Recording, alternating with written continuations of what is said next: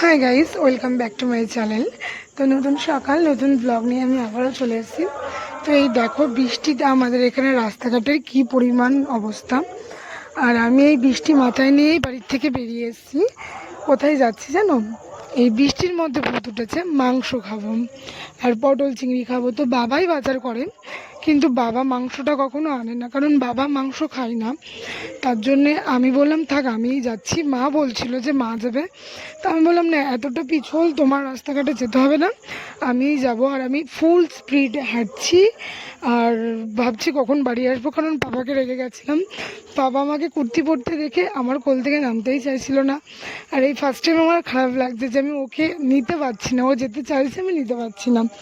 তো জাস্ট চুলটা জাস্ট কোনোরকম একটা খোপা করেছি, কুর্তি পরেছি, বাজারে ব্যাগ নিয়েছি, একটা পার্স নিয়েছি, তো বেরিয়ে পড়েছি। একদম টাইম নষ্ট করব না। আর একজনের সাথে দেখা হলো, সেও বলছে এত তাড়াহুড়া কিসের। তো আমাদের বাড়ির থেকে বাজারটার ডিস্টেন্স কত, পায়ে হেঁটে গেলে 8-9 মিনিট পায়ে হেঁটে যাই, কারণ এই ভিতরে টোটো পাওয়া যায়ও না। তো বাজারে যাচ্ছি, মাংস কিনবো আর চিংড়ি মাছ কিনবো আর পাপার জন্য মাছ কিনে আনবো। তো এই মাংসর দোকানে গেছিলাম। তো মাংস কেনার পর মানে এখানে 190 টাকা করে কেজি মাংস।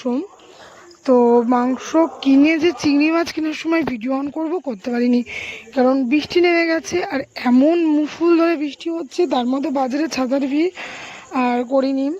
তো এইখানে দেখো ভালো পরিমাণে কিন্তু বৃষ্টি পড়ছে, আর আমি যতটা বাড়ির দিকে এগোচ্ছি ততটা বৃষ্টির পরিমাণও মানে বেরোচ্ছে। আর এই দেখো, মনটা একটু খারাপ ছিল, পাপার জন্য মাছ পাইনি, কিন্তু পাপার জন্য সন্ধ্যাবেলায় মাছ এনেছে, যাই হোক।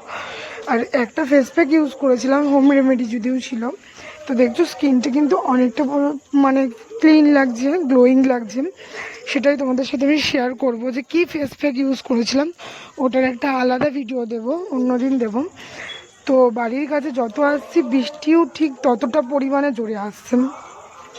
তো এই দেখো, বাড়ির কাছাকাছি চলে এসেছি। আর এখন তাড়াতাড়ি আরও স্পিডে হাঁটছি, যে বৃষ্টিতে নাইলে ভিজে যাবো। মানে প্রচণ্ড না ছাট মেরে মেরে বৃষ্টি হচ্ছিলো। বৃষ্টি শুরু হয়েছে কালকে রাত্রি 11টার থেকে, তখন থেকে ননস্টপ বৃষ্টি হয়েই যাচ্ছে। আর আমি বলছি এই তো চলে এসেছি, আর একটুখানি রাস্তা।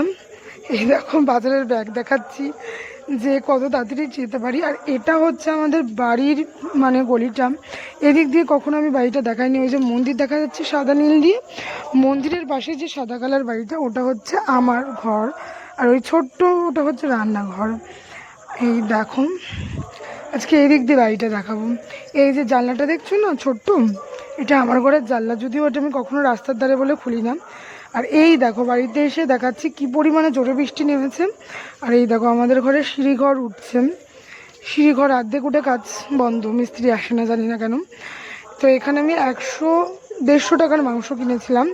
1 কেজি মাংস কিনতাম, তো তোমার দাদা বললো না আজকে আমি অফিসে খাবো, তার জন্য আর 1 কেজি মাংস কিনিনি।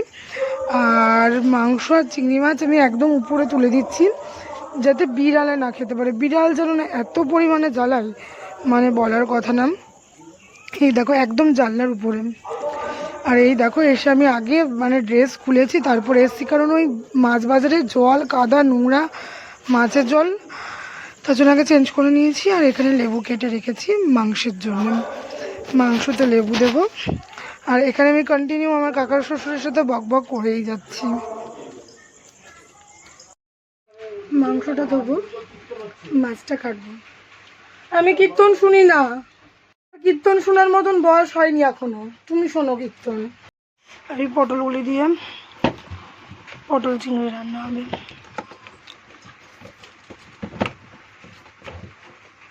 আমটা পেকে গেছে, এটা নাকি ডালে দেবে, পুরো পেকে গেছে। ভিতরের দিকে শুইও, ওকে ভিতরে ছাড়া শুইও না, শুইয়ে চলে আসো তুমি, দরজাটা ভেজিয়ে রাতদিকে বালিশ দিয়ে দাও। তো মাংস কেটে মাছ ধুয়ে আবার ফিরে আসছি। ও মেঘলা ওয়েদার না, পুরো অন্ধকার চারদিকে।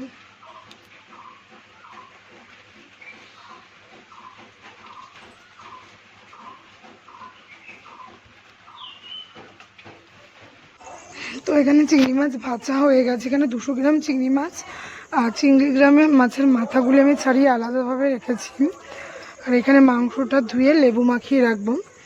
তো মাথাগুলি দেখলে না, ওটা না ভেজে আমরা তরকারিতে মিক্সিতে দিয়ে পেস্ট করে নিই, তাহলে ভালো লাগে, অনেকটাই ভালো লাগে। আর মাংসতে লেবু মাখিয়ে রাখলে মাংসের আষ্টে গন্ধটা লাগে না। আমরা মুরগির মাংস রান্না করলে সবসময় লেবু মাখিয়ে রাখি। তো লেবু মাখিয়ে রাখলাম, খোসা সমেত রেখে দেবো, যখন রান্না করব তখন খোসাগুলি বেছে বেছে ফেলে দেব। তো এই যে মানে বাজার থেকে এসে আগে মাছ ধুলাম, তারপরে মাংস ধুলাম, তারপরে মানে দুপুরের খাওয়া দাওয়া, মানে আগে এই দুটো কাজ করে রাখলাম, মানে অনেক বড় কাজের থেকে মানে বাঁচলাম। ভালোভাবে এখানে লেবু মাখিয়ে রাখছি।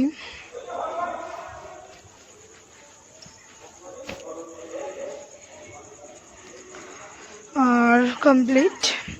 এবার সকালের ভাত নিয়ে নিয়েছি। এই যে ভাত, কালকের তরকারি ছিল নিরামিষ তরকারি, আর আলু সিদ্ধ। আর ভাতটা দেখছো, ভাতটাও কিন্তু কালকেরই ভাত। ভাত খাওয়ার পর বাসন মাজবো, মানে কাজের শেষ নেই, একটার পর একটা কাজ রেডি। আর এখানে পটল কেটেছে, আমার শাশুড়ি বকবক করছে, এটা কেমন পটল কেটেছো, পটলের ছোকলাগুলি ভালো করে বাদ দাওনি। আর এই চাল কুমড়োটা করবো, চাল কুমড়ো হবে চিংড়ি মাছ দিয়ে, পটল চিংড়ি হবে, আর মাংস। তাহলে চাল কুমড়োটা কুচিয়ে রাখলাম, আর পটলের আলু কাটনি। ও বাবা গেছে।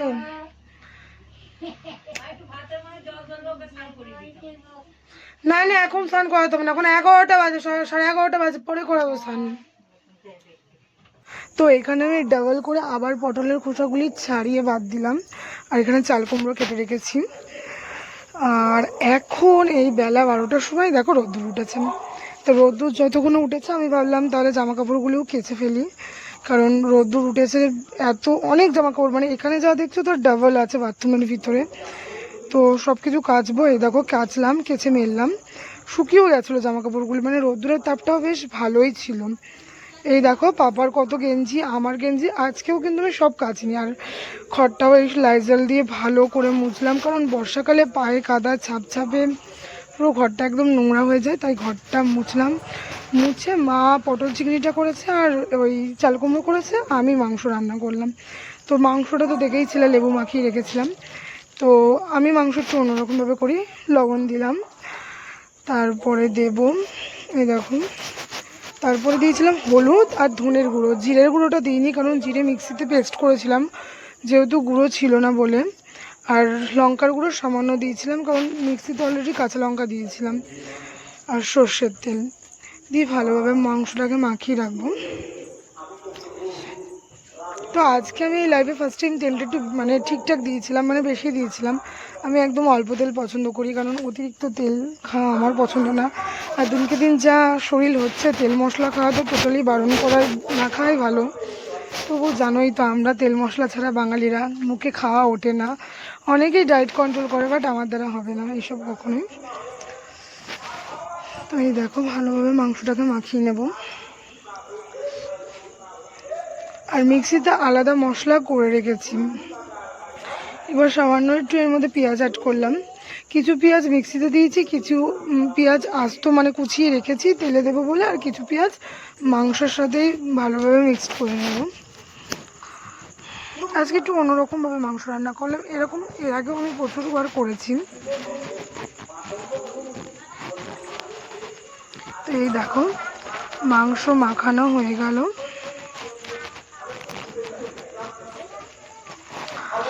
এই হচ্ছে আমার মুরগির মাংস। টমেটো রান্না করতে গিয়ে মাথা গরম, টমেটো খুঁজে পাচ্ছিলাম না, ফ্রিজে ছিল টমেটো, যাই হোক পরের দিকে পেয়েছিলাম। আর মাংসের আলুগুলো আমি এর মধ্যে অ্যাড করে দেবো। আমি মাংসের আলু কখনো ভাজি না, আমাদের ওই বাড়িতে আমার মাও কখনো ভাজে না, আমরা কষানোর সময় দিই বা মাংস মাখানোর সময় দিই। কিন্তু আজকের আলুগুলি না ভালো ছিল না, একদমই ভালো ছিল না, কেমন মিষ্টি মিষ্টি ছিল, সিদ্ধ হতে চাইছিল না। তো এই আলুটা মাখিয়ে কড়াইয়ে তেজপাতা আর জিরে ফোড়ন দিয়েছি, দিয়ে পেঁয়াজ দেব। মাংসের রেসিপিটাও আমি আজকে এর মধ্যেই শেয়ার করে নিচ্ছি, তোমরা যদি করতে চাও অবশ্যই করতে পারো। আর এখানে আছে জিরে, আদা, রসুন, পেঁয়াজ, টমেটো পেস্ট করা।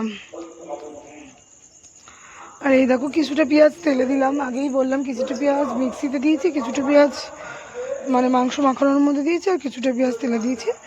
তো পেঁয়াজগুলি হালকা ভাজা হয়ে মশলা দিয়ে, মশলার মধ্যে আবার নুন হলুদ অ্যাড করব। যেহেতু কাঁচা লঙ্কার পরিমাণটা বেশি দিয়েছিলাম, তার জন্য আজকে মাংস টকটকে লাল ভাবটা হয়নি, একটু ইয়েলো ইয়েলো ভাব হয়েছিল।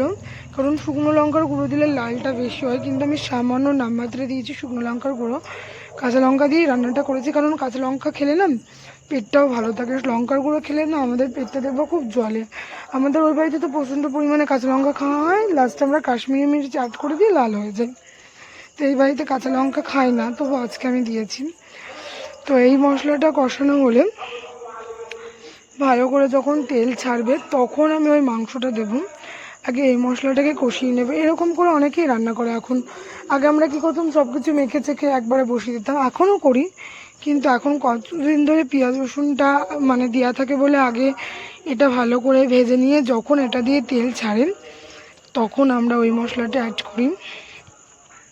তো রাত্রে ভয়েস ওভার দিচ্ছি, পাশে জানো তো কীর্তন হচ্ছে, মানে এতটা পরিমাণে সাউন্ড দিয়া এক একটা ভিডিওতে 2-3 বার করে ভয়েস ওভার দিতে হচ্ছে, তারপরে হয়তো সেই ভিডিওটা পারফেক্ট হচ্ছে। তো এই দেখো মশলা দিয়ে অলরেডি তেল ছাড়ছে, শুনতে পাচ্ছ কীর্তনের আওয়াজ, দেখেছো কি ডিস্টার্ব করছে। তো এই দেখো এবার মাংসটাকে দিয়ে, আমি মাংসটা আজকে নাই করে 40 থেকে 45 মিনিট শুধুমাত্র কষিয়েছি, মানে যত তেল ছেড়েই গেছে আমি কষিয়েই গেছি।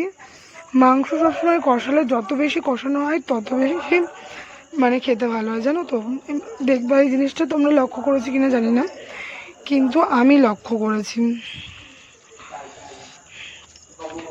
তো এই দেখো মাংস কষিয়েছি, মাংস দিয়ে তেল ছেড়েছেন, আর মাংসটা কষিয়েই যাচ্ছিলাম।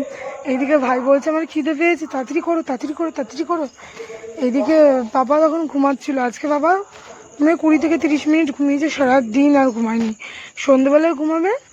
এখন পুরো পরের দিন সকালে উঠবে। এত বড় বাচ্চাকে জানো এখনো পর্যন্ত ভারী খাবার খাওয়াতে পারি না।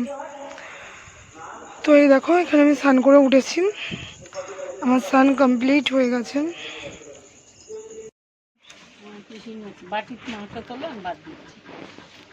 ছেলেকে খাওয়াবো না,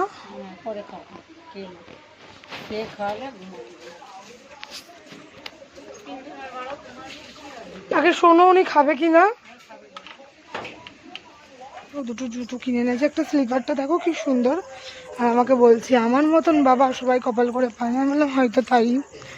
আর এই দেখো দুপুরে 10 মিনিটও ঘুমাতে পারিনি, শুধু ছেলের অত্যাচারে এত জ্বালাতন করে, এত টর্চার করে, একটু ঘুমাতে দেয় না আমাকে।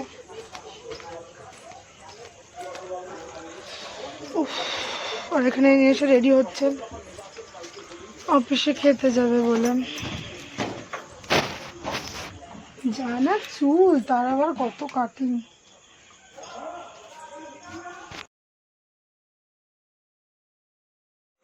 তো এখন রাত্রি 9টায় বাজে, বোতলগুলিতে জল ভরে রাখলাম, আর বাবার জন্য মাছ এনেছে ওর বাবা সন্ধ্যেবেলায়। ও মাছটা ঠিক পছন্দ করে না, কিন্তু আমরা প্রত্যেক দিন ওর খাবারে মাছটা রাখার চেষ্টা করি, জোর হলেও খাওয়াই। তো বিকালে মা এসেছিল বলে ভিডিওটা কন্টিনিউ করতে পারিনি। তো আজকের ভিডিওটা এইটুকুনি। ভিডিওটা অবশ্যই লাইক কমেন্ট শেয়ার করে দিও, পাশে থেকো, সঙ্গে থেকো। প্রত্যেক দিন আমি তোমাদের জন্য এরকম নতুন নতুন ব্লগ নিয়ে আসবো। তো আজকে এখানেই বাই।